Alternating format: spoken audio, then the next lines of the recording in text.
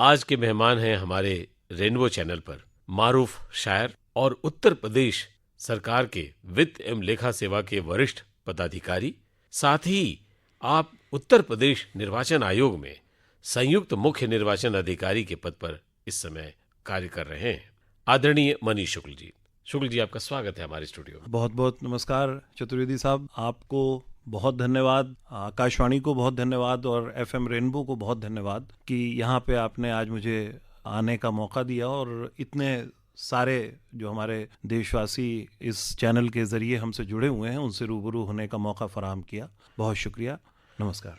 आपके जो बोलने का अंदाज है, अल्फाज जो रवानगी में आते हैं, वो सच मानिए कानों से उतरते हैं और दिल को छू जाते हैं। हमारे सुनने वाले आगे कुछ सोचे उससे पहले चंद लाइनें हम आपसे सुनना चाहेंगे, तब हम आगे की बात करेंगे। वो कुछ शेर जो मेरे जहन में इस समय आ रहे हैं जिसकी वजह से मुझे शोहरत या बदनामी जो भी एक बैनुल-अक़वामी मुझे हासिल हुई, उसमें सबसे पहला एक शेर मेरा उर्दू ज़बान को लेके था।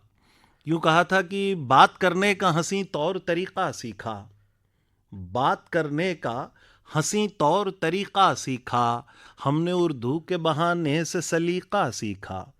बात करने का हंसी तौर तरीक़ा सीखा, हमने उर्दू के बहाने से सलीक़ा सीखा। एक शेर अभी एक जहन में आ रहा है, यूँ कहा था कि तुझको करने सलाम आते हैं, तुझको करने सलाम आते हैं, हम बसद एहतराम आते हैं। तुझको करने सलाम आते हैं, हम बसद एहतराम आते हैं। मुझ पर हर तौर कुफ्र है रावण, मुझ पे हर तौर कुफ्र है रावण, मेरे शजरे में राम आते हैं। क्या बात है, मुझ पे हर तौर कुफ्र है रावण, मेरे शजरे में राम आते हैं। बहुत बहुत धन्यवाद आपको। और जनाब, आपने तो राम को जब बुला ही लिया है और राम के जीवन आदर्श को हम अगर साक्ष्य मान लेते हैं तो सचमुच जीवन की बहुत सारी विसंगतियां दूर हो जाएं, जीवन नियम संयम से बंध जाता है और हमारे प्रेरणा स्रोत भगवान राम, एक जिस राम राज्य की परिकल्पना हम सब करते हैं, वो सब कुछ साकार होने लगता है। चलिए, तो ये थे हमारे शायर मनीष शुक्ल जी के अल्फाज जिसने हमें झकझोर दिया। आप एक हमें बात बताएं, आपकी प्रारंभिक शिक्षा दीक्षा हुई कहाँ? मेरे फादर जो थे वो एजुकेशन डिपार्टमेंट में थे, सहारनपुर राजकीय इंटर कॉलेज में वाइस प्रिंसिपल हुआ करते थे। तो वहाँ मेरी तरबियत जो शुरुआती हुई वो सहारनपुर में हुई। मेरी पैदाइश, तब मेरे फादर सीतापुर में पोस्टेड हुआ करते थे, तो सीतापुर में हुई। मैं 1.5 बरस का था जब डैडी का ट्रांसफ़र सहारनपुर हो गया। तो मेरी जो स्कूली शिक्षा है 12वें तक की पढ़ाई वो सहारनपुर में हुई। 5वीं क्लास तक मैं एक Mahatma Gandhi memorial inter college Saharanpur का वहाँ पढ़ा हूँ। फिर 6ठे से लेकर 12वें तक राजकीय इंटर कॉलेज सहारनपुर। उसके बाद मैं लखनऊ ने मुझे अपनी बाहों में ले लिया, मैं उसकी गोद में हूँ तब से।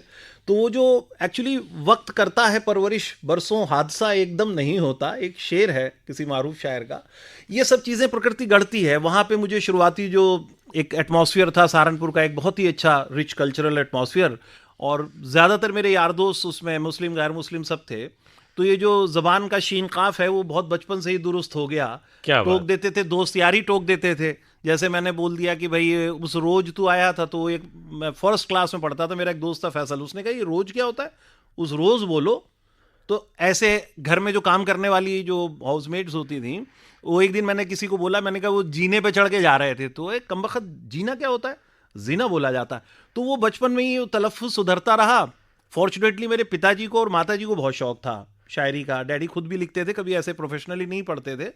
तो उर्दू शायरी, हिंदी शायरी, तुलसीदास, कबीरदास, ये सब हम लोग बचपन से ही हमारे खून में उतार दिया। बस मैं जो भी कुछ हूँ अपने माँ बाप का और अपने साथियों का, अपने जो गुरु लोग रहे हैं और जो पूरा समाज हमारा हिंदुस्तान, इसी मिट्टी से जो भी टेढ़ी मेढ़ी शक्ल बनी है, ये सब यहीं की देन है। तो इसमें मेरा सहारनपुर और लखनऊ, इसका बहुत ज़बरदस्त रोल रहा है मेरी ज़बान को दुरुस्त किए जाने में।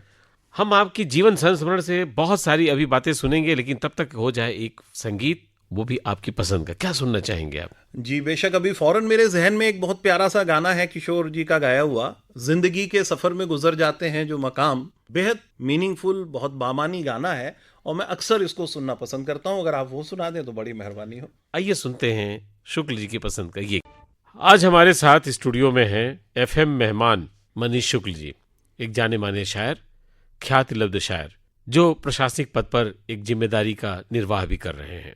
आप हमें ये बताइए कि आप शेर व शायरी में, नज़्म में बिल्कुल डूबे रहते हैं और आपने बताया कि बचपन से ही आपका ये शौक रहा, लेकिन प्रशासनिक अधिकारी और उत्तर प्रदेश के पीसीएस एग्जाम में क्वालिफाई करना कोई खिलवाड़ नहीं है, आप इसमें कैसे आ गए? देखिए, शायरी अलग है, ये तो दिल का सौदा था, लेकिन हम लोग क्योंकि एक सामान्य मध्यम वर्गीय परिवार के बच्चे हुआ करते थे, हम लोगों पे यही प्रेशर था कि किसी ना किसी तरह से अपनी ब्रेड अर्न करने के लिए नौकरी करनी है, तो पढ़ाई लिखाई करनी थी। मैं बहुत ज़हीन था पढ़ने में, बहुत merit scholarship, high school, inter में नेशनल स्कॉलरशिप होल्डर हूँ। तो पिताजी बायोलॉजी के लेक्चरर थे, तो शुरुआती रुझान ये था कि डॉक्टर बनेंगे।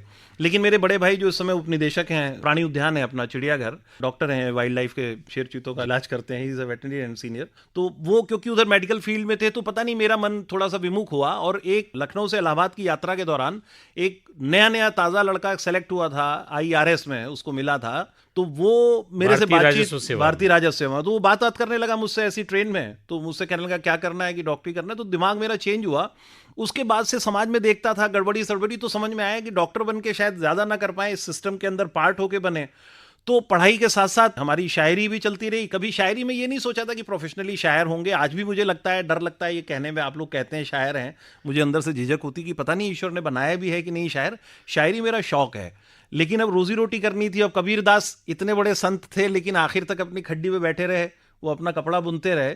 तो नौकरी मेरे लिए ऐसी है, जीविकोपार्जन का साधन। यस, लेकिन एक सम्मानजनक साधन चाहिए था। हल्की सी एक मन में एक ईगो भी रही होगी उस जमाने में, जैसे हर बच्चे की होती कि भाई बड़े आदमी बने, साबित करना होता है कि 4 लोगों को पता चले कि भाई पढ़ने में भी अच्छे, खाली शायरी नहीं करते हैं। तो दिमाग तेज था, ईश्वर की कृपा रही, सिलेक्शन हो गया, तो मैं नौकरी में आ गया। और नौकरी में आने के बाद मुझे लगा कि अगर मैं यहाँ इस नौकरी में ना आया होता तो शायद मेरे अंदर से इतना अच्छा शायर भी नहीं बाहर आता। मैं धन्यवाद देता हूँ इस सिस्टम को, इस खूबसूरत व्यवस्थाओं को, कि जिसमें हम लोग अपने सरकारी दायित्वों को करने के साथ साथ अपनी आत्मा के लिए भी कुछ कर पाते हैं। तो मैं बस शायर बन गया नौकरी करते करते। चलिए, अब एक बात फिर आपसे पूछूंगा, इस समय कौन सा गीत आप गुनगुना रहे होंगे मन ही मन में? तो इस समय केवल आपकी बातें जो हैं उनके मैं अपने आप को प्रिपेयर कर रहा हूं, तो मन में तो नहीं चल रहा है। लेकिन अभी आपने जो पूछा तो मेरे जहन में एक आया कि कहीं दूर जब दिन ढल जाए, शाम की दुल्हन बदन चुराए। आइए सुनते हैं शुक्ल जी की पसंद का ये गीत। FM रेनबो चैनल से जुड़े हुए सभी सुनने वालों को शायद अगर पता न हो तो मैं बता दूं कि आज हमारे साथ हैं जाने माने ख्याति लब्ध शायर मनीष शुक्ल जी, जो एक अधिकारी हैं उत्तर प्रदेश शासन में और इस समय निर्वाचन आयोग में कार्य कर रहे हैं। आप हमें ये बताइए कि आप तो शायर हैं और प्रशासनिक सेवा में कार्य कर रहे हैं, ये शेर व शायरी करते हुए प्रशासनिक सेवाएं चलती कैसे हैं? आपके तमाम जो अधिकारी साथ काम करने वाले हैं या जो उच्चस्थ अधिकारी हैं, वो आपको किस रूप में लेते हैं, शायर के रूप में या अधिकारी के रूप में? हाँ, ये आपने ऐसा सवाल किया, ये सवाल मुझसे अक्सर पूछा जाता है, तो इसमें मैं 2 जवाब दूंगा। पहली चीज़ तो ये कि ये शायरी मेरे लिए कोई प्रोफेशन या धंधा नहीं था। जैसे आदमी नौकरी करता है फिर भी प्रेम करता है, शादी ब्याह करता है, तो अपने आत्मा के लिए, जीवन के लिए वो जो काम है, तो शायरी मेरे लिए ऐसा था। तो मुझे इससे कोई फ़र्क नहीं पड़ता। हो सकता है मैं डॉक्टर बना होता तो भी मैं ये कर रहा होता शायरी, हो सकता है मैं फौजी हो गया होता तब भी मेरे अंदर ये कीड़े जो शायरी के थे, ये कुदबुदाते, उनको मैं शमित करने के लिए कुछ ना कुछ कार्य करता। और दूसरी चीज़ आपने जो पूछा कि कैसे आपको लोग लिखते थे, तो बड़ा चैलेंज था। मैंने इस बात को बहुत छुपाया। जब मैं शुरुआती नौकरी में था तो मैं इस बात को बिल्कुल छुपाने की कोशिश करता था कि बॉसेस तो ये बात तक पहुंचे कि शायरी करते हैं, क्योंकि एक शायर की बड़ी ख़राब सी इमेज है कि वो अपना हवन्नक सा घूम रहा होगा, बिल्कुल लापरवाह होगा। तो शायद मेरे अंदर जो बेटर ऑफिसर उभरा इसी चैलेंज से उभरा कि मुझे सब लोग 10 करते थे तो मैं 11-12 करके दिखाता था कि भाई मुझ पे ये इल्ज़ाम ना देना कि मैं शायरी भी करता हूँ। तो शायद अब तक जो इज्जत से मेरी ज़िंदगी गुजर गई, अब मैं अपने बिल्कुल लास्ट वर्ष पे हूँ। भगवान चाहेगा तो अब अगला लास्ट स्केल हम लोगों का जो 10,000 ग्रेड पे का है, अगर आप लोगों का आशीर्वाद मिल जाएगा तो इसका मतलब ठीक ही ठाक नौकरी करी है मैंने और अपने को मैंने प्रूव किया। शायरों में जब जाता हूँ तो वहाँ पर भी अपने आप को दिखाना पड़ता है। वहाँ पे वो कि साहब अफसर हैं तो सब लोग आपको कर रहे हैं, तो वहाँ पे शायरों के बीच में हम लोगों को कहा जाता है अरे ये क्या शायरी करेंगे, अफसर हैं। और अफसरों के बीच में कहा जाता है यार ये अफसर कैसे हो पाएंगे।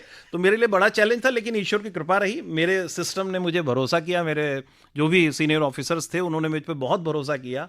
और आज तक कभी मुझे ऐसा नहीं हुआ, मुझे ईश्वर की कृपा से ये बात मैं कह दूं, भगवान मेरे ज़बान को उसका मेरा गर्रा या मेरा घमंड ना माने, कि मुझे आज तक एक भी किसी भी तरह की कोई स्पष्टीकरण या इस तरह का भी सामना नहीं करना पड़ा। तो मैंने नौकरी भी ठीक की है इसी शायरी की वजह से, और इस शायरी की वजह से मेरे अंदर का जो हसास इंसान, सेंसिटिविटी जो मेरी है, शायद मैं औरों से बेहतर भी कर पाया हूँ। मैं आपसे एक बड़ा ही संजीदा सवाल पूछना चाह रहा हूँ कि शेरो शायरी करने वाले को लाइफ पार्टनर मिलती कैसे है? ये शेरो शायरी इसमें मिली या घर परिवार वालों ने नहीं पकड़ा नहीं दिया? जी, मैं बिल्कुल एक अच्छे बच्चे की तरह से, मेरी माता पिता ने पसंद करके, घर परिवार देख के एक बहुत अच्छी, और मुझे लगता है कि शायद मैं ऐसा चयन ना कर पाता अगर मुझे खुद करना होता। तो मैंने एक साधारण, बिल्कुल मेरी शादी हुई और हम लोग, शादी के बाद हम लोगों का प्रेम हुआ और आज तक चल रहा है। अच्छा, शादी के बाद प्रेम हुआ, तो इस प्रेम में यानी आप अपने लाइफ पार्टनर, जिसको कहा जाए शरीके हयात, जी, के लिए कुछ नज्म, कुछ गीत, कभी गजल, कुछ लिखा आपने? मैंने बहुत कुछ लिखा है। ये आपने बड़ा प्राइवेट सवाल किया। मैंने पहली उनको अपनी शरीके हयात को जो नज्म लिख के दी, वो हम लोग जब शादी के बाद घूमने गए, मनाली गए थे, तो वहाँ पे वो पड़ा था वैलेंटाइन डे। तो उस दिन मैंने एक उसको कार्ड दिया, उस पर मैंने एक नज्म लिख के उसको दी थी, बहुत अच्छी लगी। सुना दीजिए। अब वो मुझे पूरी याद नहीं होगी। वो यूं था कि हम तुम दोनों मिले थे जिस दिन, 7 कदम हम चले थे जिस दिन, नज़रों से जब छुआ था तुमको वो दिन याद रहेगा बरसों। ऐसे करके एक नज़म थी, लंबी नज़म है, कभी और मौका रहेगा, वो सब चीज़ें मैं, बड़ी पर्सनल चीज़ें हैं। तो फिर उसके बाद मेरी मिसेस की ज़िद ये रही कि भाई अब आपको, मुझे हर एनिवर्सरी पे, मेरे हर बर्थडे पे आपको कुछ ना कुछ लिख के देना है। तो मैं अनवरत, मेरी शादी के 26 साल हो गए हैं, हर बर्थडे पे उसका एक, अपनी मिसेस को कुछ गज़ल या नज़म उसके कार्ड पे लिख के देता हूँ। अगर मैं ना लिखूं तो वो कार्ड एक्सेप्ट नहीं करती है तब तक जब तक लिखना दूं। अच्छा, कहीं मान लीजिए किसी मंच पे आपने कोई ऐसी नज्म पढ़ी जहां वो मौजूद ना हो, तो फिर घर में भी कुछ वैसा नहीं, होता मैं तो वो जो नहीं है पर्सनल मेरी प्रतिक्रिया? नज़में, नहीं नहीं नहीं नहीं, वो समझती है कि शायरी क्या है, इतनी सेंसिबल है, वो समझती है।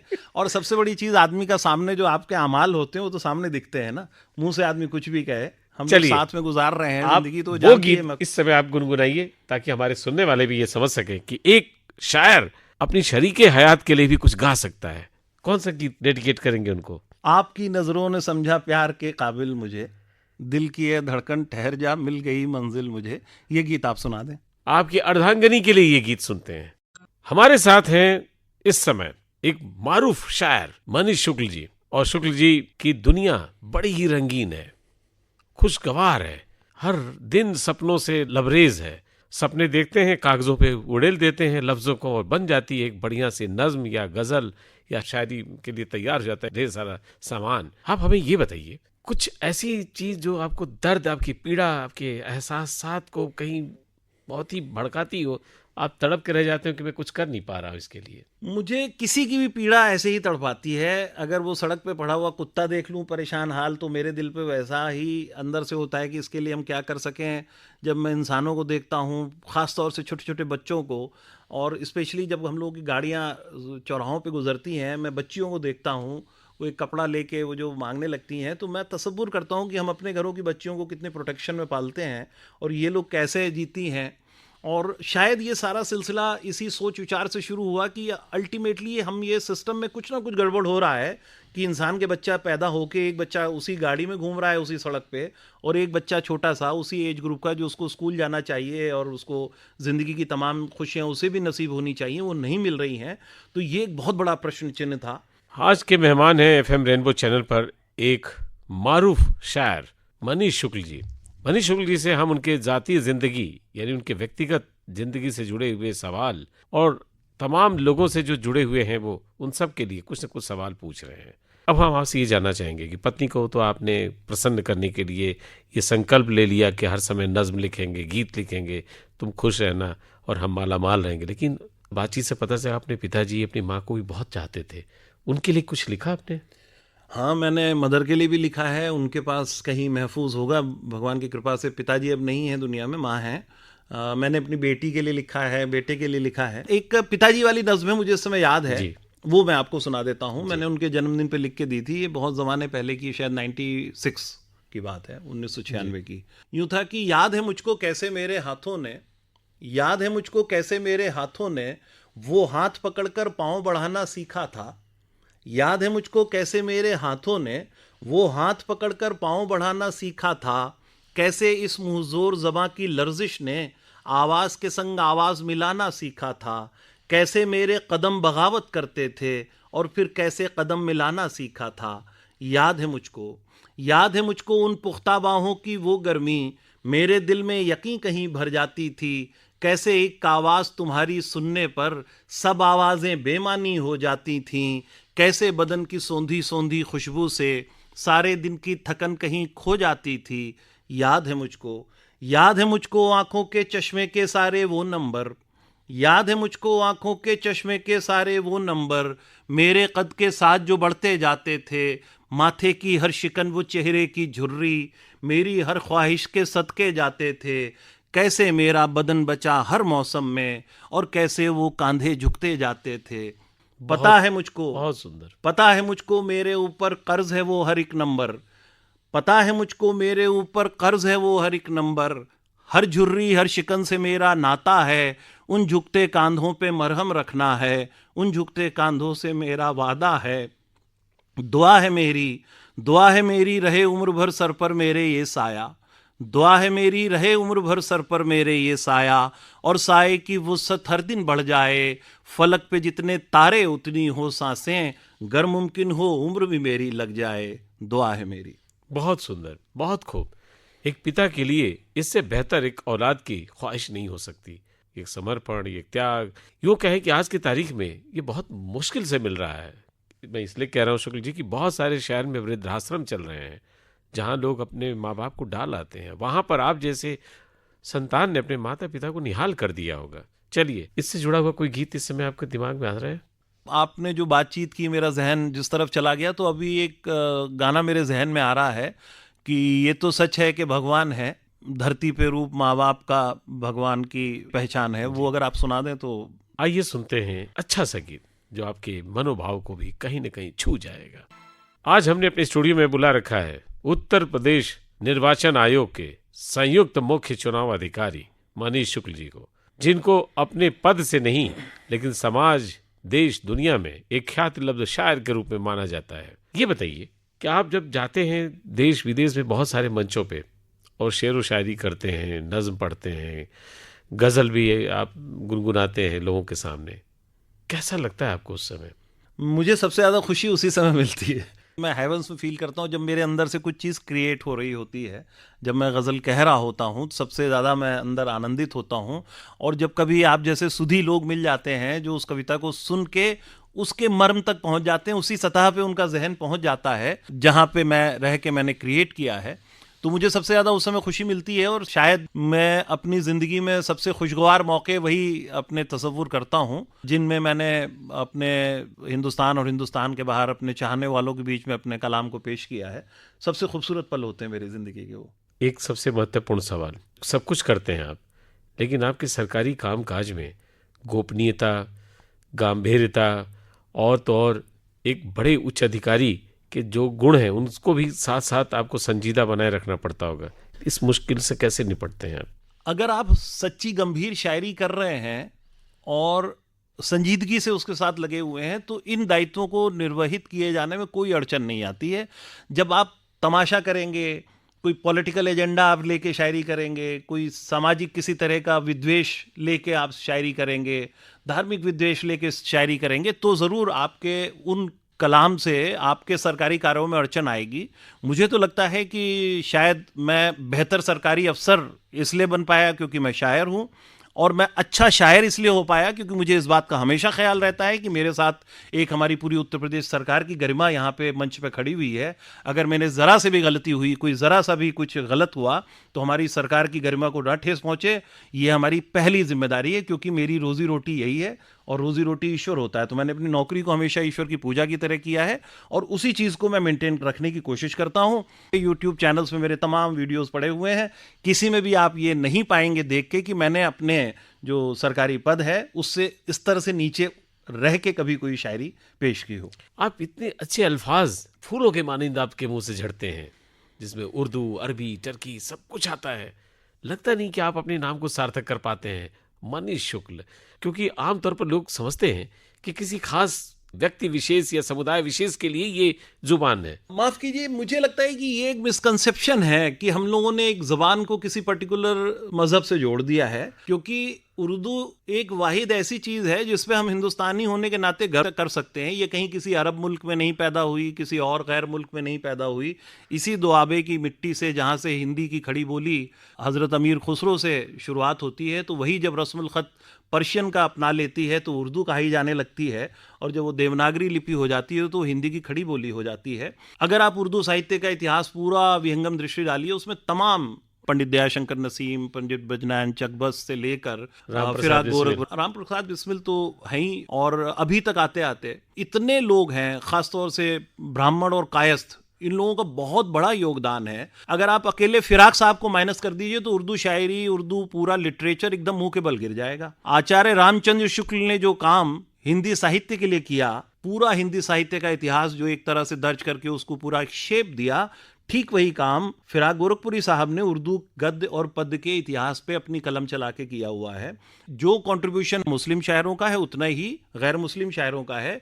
और उर्दू जो है वो मेनली ब्रज भाषा के बेस पे बनी है। उसमें संस्कृत के तत्सम तद्भव शब्द आए, ईरानी, फारसी, तुर्की, ये कॉमन डायलेक्ट की, मुझे लगता है कि डेमोक्रेसी की जबान थी, कि सब लोगों को बराबर, जैसे कोई भी बात करने वाला हो उसे एक कॉमन मोड ऑफ कम्युनिकेशन चाहिए था, उससे वो उर्दू इवॉल्व हुई है। तो हमारे हिंदुस्तान की संस्कृत का पूरा रंग है उर्दू में, बहुत सारी चीजें उसमें से ली हुई हैं।